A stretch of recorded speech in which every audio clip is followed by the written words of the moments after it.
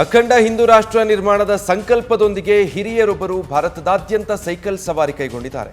73 ವರ್ಷದ ಜೀವನ್ ಪ್ರಕಾಶ್ ದೆಹಲಿಯಿಂದ ತಮ್ಮ ಸೈಕಲ್ ಸವಾರಿಯನ್ನು ಆರಂಭಿಸಿದ್ದು ಬಾಗಲಕೋಟೆಯ ಮಹಾಲಿಂಗಪುರ ಪಟ್ಟಣ ಮಾರ್ಗವಾಗಿ ರಬಕವಿ ಬನಹಟ್ಟಿ ಜಮಖಂಡಿ ಮಾರ್ಗವಾಗಿ ತಮ್ಮ ಸವಾರಿಯನ್ನು ಮುಂದುವರಿಸಿದ್ದಾರೆ. ಈ ಸೈಕಲ್ ಸವಾರಿ ಈಗ 67 ದಿನಗಳನ್ನು ಪೂರೈಸಿದೆ. ಕರ್ನಾಟಕದ ಬೀದರ್ ಮೂಲಕ ತೆಲಂಗಾಣಕ್ಕೆ ಪ್ರವೇಶಿಸಿ ಅಲ್ಲಿಂದ ತಮ್ಮ ಪ್ರಯಾಣ ಮುಂದುವರಿಸಲಿದ್ದಾರೆ.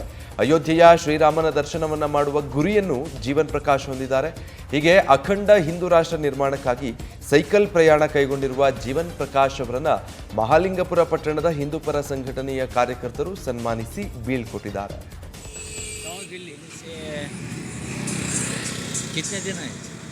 कितने दिन अभी हो गया आज 2 महीना 6 दिन बचपन से ನ್ಯೂಸ್ ಫಸ್ಟ್ ನಿರ್ಭೀತಿಯಿಂದ ನಿಮ್ಮ ಪರವಾಗಿ.